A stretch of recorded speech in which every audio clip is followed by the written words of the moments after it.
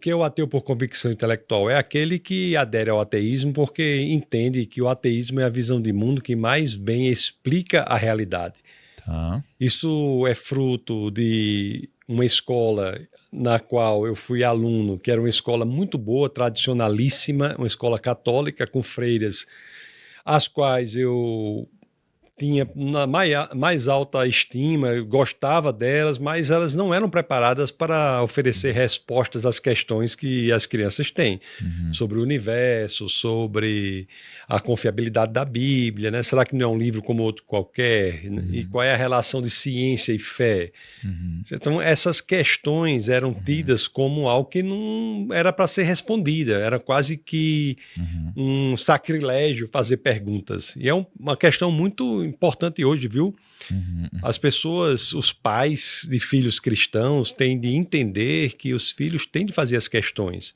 Você não deve dizer para o filho assim, apenas creia, não pense. Você tem que dizer para ele que o pensamento levará para o lugar onde a sua fé já está, porque Jesus é efetivamente e realmente a verdade, conforme ele diz em João 14,6. Tem gente que ouve ali Jesus dizendo, eu sou a verdade, eu sou o caminho, a verdade e a vida, ninguém vem ao Pai senão por mim, eu sou a verdade, parece que não entendeu o que ele falou. Se ele é genuinamente a verdade, nós não podemos ter medo que chegaremos a ele pelo intelecto, assim como chegamos pelo coração. Então, o intelecto, ele vai, se feito de maneira adequada, aprofundada, nos levar à verdade, que é o Cristo. E no caso do cristianismo ainda é mais impressionante, porque a verdade é mais do que um conceito, é mais do que uma ideia, é uma pessoa. A verdade é encarnada. Jesus é a verdade encarnada. Então isso é muito relevante da perspectiva intelectual. Então, eu era ateu por achar que o ateísmo era o que mais bem oferecia razões. Então, quando nós estudávamos a física, estudávamos a ciência e tudo mais, sem entender a compatibilidade, nós podemos até, no nosso bate-papo, falar sobre isso também, a compatibilidade impressionante entre a ciência e a fé, a gente, sem entender isso, acaba achando que a expressão da ciência é uma expressão mais condizente com o ateísmo. Eu acho que é isso que o senso comum acha, que ateísmo tem mais a ver com ciência do que cristianismo tem a ver com ciência. Por que criou-se um pouco desse estigma de que, para algumas pessoas, ser ateu é ser mais inteligente? Se eu sou muito inteligente, se eu sou um cientista, por mais que muitos cientistas sejam cristãos e importantes até na história, por que criou esse negócio que é ser mais inteligente? De onde veio esse negócio? Porque existe um processo de descristianização do Ocidente. Aí existem ideologias que têm por fim descristianizar o Ocidente. As três principais, né? Você tem o globalismo, o islamismo e o comunismo ideológico. Então, são ideologias, no caso específico do comunismo ideológico, durante o regime militar, de maneira curiosa, ela começou a adentrar na cultura, na universidade, no entretenimento, e todos esses lados ou esses aspectos foram construídos com um sabor ou um vetor anticristão. Então, é um intuito de descristianização.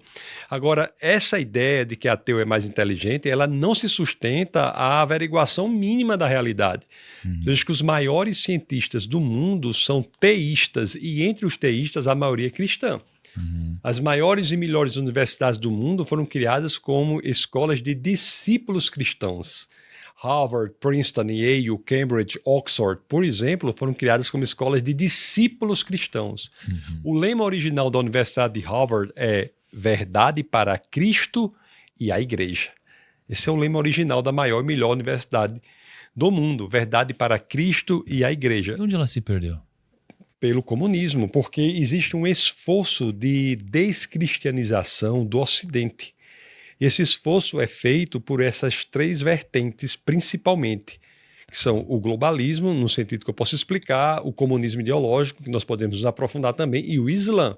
A Europa, por exemplo, está descristianizada, o norte da Europa, pelo Islã. Mas desculpa, como assim? É como se tivesse alguém ou algo que tivesse o interesse de descristianizar a população, alguma coisa nessa linha? Essas três vertentes, esses três movimentos, para que eles se expandam no Ocidente, eles encontram um obstáculo incrível. Se chama cristianismo. E dentro do cristianismo, as duas principais instituições que formam esse obstáculo são a igreja e a família. Então, para que essas visões que têm intuito de dominar o mundo, são expansionistas, todas as três, por métodos diferentes. O livro anterior a esse que eu publiquei esse ano fala da diferença do método que é equivalente ao faraó do Egito, que é o método da brutalidade, da submissão, e o método também do rei da Babilônia, que é o da sedução. Ambos são gravosos. Então, o rei da Babilônia oferecia a Daniel e seus amigos a comida do rei, da bebida do rei, queria seduzi-los. Então, enquanto o Islã ele ataca pelo método do faraó, o comunismo ideológico, no início, ele seduz. Então, é para fazer isso que eles estão no Ocidente, descristianizando o Ocidente. Para você ter uma ideia, eu, quando jovem, eu morei no norte da Noruega e ia muito à Suécia. A Suécia é um dos melhores países do mundo. Em 20 anos de efeito islâmico, se tornou um país perigosíssimo. Você tem estupros, questões de violência muito grande na Suécia que eram impensáveis 2 décadas atrás. Então, são movimentos que, para se expandirem no Ocidente, precisam descristianizar. Porque, veja bem, né? A civilização ocidental é a mais bela, mais próspera, mais importante civilização já construída na história da humanidade. E ela foi construída com base nas escrituras. Os valores judaico-cristãos são, em outras palavras, valores da Bíblia. O Antigo Testamento é o livro sagrado judeu, é a Tanar. O livro sagrado judeu chama Tanar, que ele é exatamente o Antigo Testamento. A Tanar é dividida em 24 livros, em 3 grandes partes, a Torá, o Nevi'im e o Ketuvim. E esse conteúdo de texto é dividido mais especificamente em 39 livros e se torna o nosso Antigo Testamento. E o Novo Testamento começa com 4 biografias sobre Jesus, Mateus, Marcos, Lucas e João, depois um livro de história, depois nós temos as cartas e o livro da Revelação, que falam da história a partir de Cristo. E esse conjunto de textos foi que sustentou a mais bela, mais próspera e mais livre civilização da história da humanidade. Então, várias conquistas da humanidade, como hospitais, direito natural, lei, todas essas demais coisas aí foram graças ao cristianismo. E para que essas vertentes expansionistas possam ocupar o Ocidente, elas têm por necessidade descristianizar o Ocidente. E como é que descristianizam? No caso do comunismo ideológico, descristianiza atacando vários elementos da igreja e da família. No ataque à família há várias áreas, né? Desmasculinização do homem, relativização da linguagem, que faz com que você não saiba mais o que é casamento, o que não é casamento. Ninguém sabe nem o que é mulher, dizem, não é? Quanto mais você saber conceitos mais profundos como tolerância, democracia, caridade. Então, existem várias áreas de ataque. Porque assim, tem muita coisa que você fala ao mesmo tempo que são muito profundas. A gente pode aprofundar em tantas coisas. Mas tem uma coisa só que você falou que para mim já muda muita coisa. Que já é muito profundo para mim. Que olha o que você disse. Você disse que se Jesus é verdade, a gente pode buscar tecnicamente. Isso. E a gente vai chegar lá. E eu, mesmo sendo um cara que eu sou estudioso, meu background é um background mais técnico, um pouco mais lógico, eu tinha um pouco dessa crença de que em algum momento é a fé. E tal, o que você está me trazendo aqui, não. Como é a verdade, eu buscando, eu vou chegar lá. Isso. Não é? Deixe-me explicar mais detalhadamente. Tá. A fé leva além da razão, mas não é contrária a ela. Ok. Não é contrária à razão. O que a razão faz, o que se propõe a fazer é limpar os obstáculos intelectuais que separam o homem do evangelho. A conversão é um passo além da razão. Tem um filósofo dinamarquês que é interessante que ele ficou muito conhecido escrevendo em dinamarquês. No meu caso era mais fácil porque eu morei na Noruega, lia dinamarquês, que é Søren Kierkegaard, que é um existencialista cristão. E ele, descrevendo o processo da conversão, ele dizia assim, olha, tem 3 estágios da evolução humana. O primeiro estágio é o estético. São aquelas pessoas que valoram aquilo que lhe parece belo. O segundo estágio da evolução é o estágio ético, quando as pessoas valoram não mais o que lhe parece belo, mas principalmente o que lhe parece bom. E o terceiro estágio, Qual que é o nome do segundo estágio? ético. Ético. Primeiro é o estético do belo, o ético do bom, e o terceiro é o religioso. Agora, para explicar o religioso, ele tinha a convicção que as palavras não davam conta. E ele vai e mostra uma situação. Ele diz assim, ó, o estágio religioso é aquele em que você está pronto para estar na beira do precipício e pular, tendo a certeza que uma mão o segurará. Então, veja bem, a equação do cristianismo na conversão, ela não é irracional, porque ela tem Deus como axioma, Deus como premissa. Nesta lógica racional construída, em que Deus já está estabelecido, é um pulo racional, você tem experiência com Deus. Agora, o que a razão faz, efetivamente, é limpar os obstáculos intelectuais que separam o homem do evangelho. Eu passei claramente por esses dois processos. Então, meu primeiro processo foi de convencimento. Pelo Espírito Santo, por Deus, ou foi uma coisa lógica? Convencimento pelo estudo. Pelo estudo, tá. Pronto. Eu não era ateu. Ateu por questões intelectuais, porque existe outro tipo de ateu que a gente não falou ainda. O primeiro ateu por questões intelectuais, isso já voltando à nossa primeiro tema do bate-papo. O segundo tipo de ateu, ateu por questões morais. Tem ateu que é ateu não porque ele não acha que o cristianismo é a verdade. Ele é ateu porque ele quer um sistema de pensamento que dê respaldo aos desmandos que ele quer levar na vida. Ele busca pelo elemento da vontade, o elemento volitivo, ele busca um sistema de pensamento que diga assim, olha, você pode agir da forma que você quiser, não há consequências.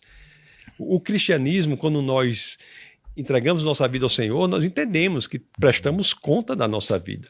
Então esse ateu aí, que não era o meu caso, é o ateu por questão moral, é aquele ateu que tem raiva de crente, por exemplo. O que é que faz uma pessoa ter raiva de outra passando do outro lado da calçada com um terno e uma Bíblia embaixo do braço? Esse sentimento de ódio até que surge no coração de algumas pessoas é motivada por quê? Por uma escolha de visão de mundo que não é racional, é emocional, é por questões morais. Mas o ateu por questão intelectual, que era meu caso, era porque eu achava que o cristianismo não era a visão de mundo que mais bem explicava o mundo. Mas a partir de algo que aconteceu, eu comecei a estudar. Na realidade, o que mudou muito no meu convencimento foi um acesso que eu tive a uma literatura que eu desconhecia. E o primeiro livro que chegou às minhas mãos, você conhece aquele livro, Cristianismo Puro e Simples, de C.S. Lewis? Sim. Cristianismo Puro e Simples, C.S. Lewis. Cara, quando eu vi aquele livro ali, foi um soco no meu estômago. Eu não imaginava que havia um tipo de literatura que abordasse as questões profundas da fé de maneira delicada, de maneira competente, sem fugir dos pontos difíceis.